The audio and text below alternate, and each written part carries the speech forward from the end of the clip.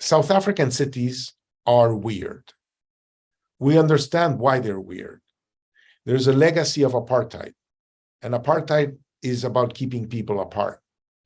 So it's cities that developed a labor force that was at large distances from the central business district.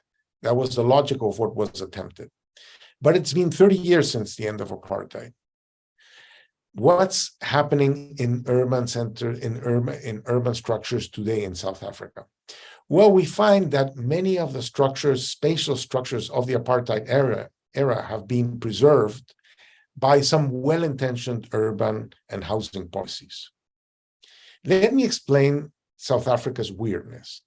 In all cities, what you find is that being centrally located has some great advantages. It makes you closer to jobs, it makes you closer to amenities and markets, but centrally located places are expensive. Land is expensive. So people face a trade-off. Builders face a trade-off. If they are going to build in the central business district in central, well-located areas where land is expensive, they want to amortize the price of that land by moving up, by building more.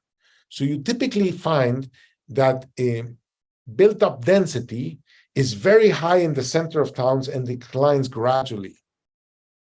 We don't observe that in South Africa. We see central business districts that are fairly low density, and we don't find this structure. Secondly, people, when they use that space, they want to be centrally located, but because that's more expensive, they face a trade-off between having a bigger house far away with a bigger plot of land, or a smaller house or a high-rise building in a better located part of town. So there's this trade-off between the price of housing, the price of land, and transportation costs. What we find in South Africa is that these choices have been subverted by regulation. Regulations prevent central business districts from becoming denser. Public housing has decided to put very standardized houses with relatively large plots of land, so-called RDP housing, in very far away places. So people can be given an RDP home for free, but it happens to be very far from where the jobs are. And that means that they have to spend a lot of money and a lot of opportunity cost, a lot of their time in getting to work. So firms have to be able to compensate workers for their high transportation costs. And that makes labor more expensive for firms, but not that attractive for households because the money doesn't get to the household, gets lost in the process of getting to work. So we find that people have been disempowered from the choice of moving to better located places that may imply smaller plots of land, may imply high rises, but imply much lower transportation costs. So actually, if you look at the structure of informal settlements in South Africa, those informal settlements are better located than many of the places where the government has been building social housing. And the quality of housing is dismal, but rents are very high. So that means that South Africans want better located places that have more access to jobs and are willing to sacrifice in the size of the housing and are willing to pay a lot of money for that opportunity. But those opportunities are not being allowed for by the current regulation of the urban space.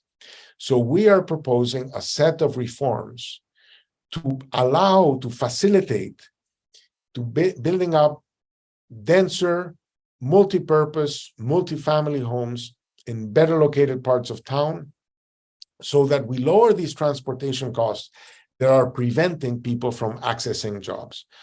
We also find that the way RDP housing has been developed, the way social housing has evolved, is through places that have relatively low densities where homes are relatively far away from each other, and that produces a dent in the ability of people to participate through micro enterprises, through smaller businesses, through informal activities.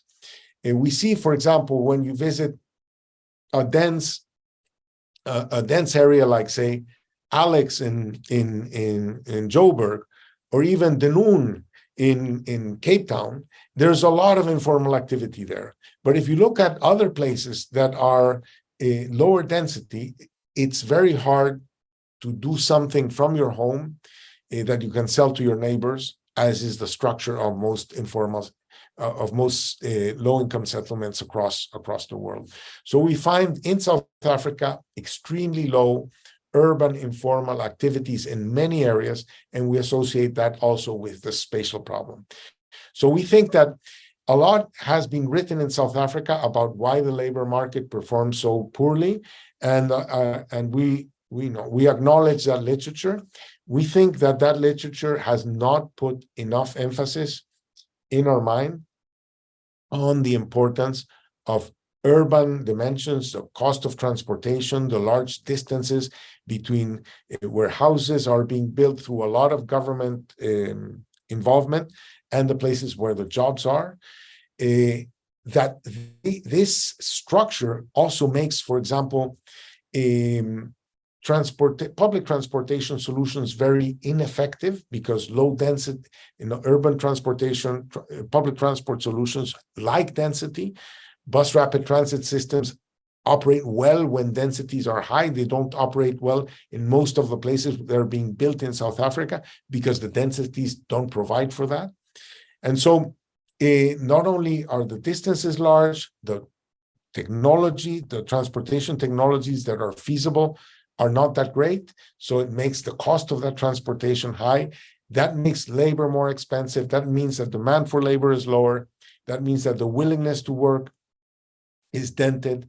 And then the whole structure prevents people from participating in other ways. So we have a set of ideas that we want to share with society on how to make for more inclusive cities.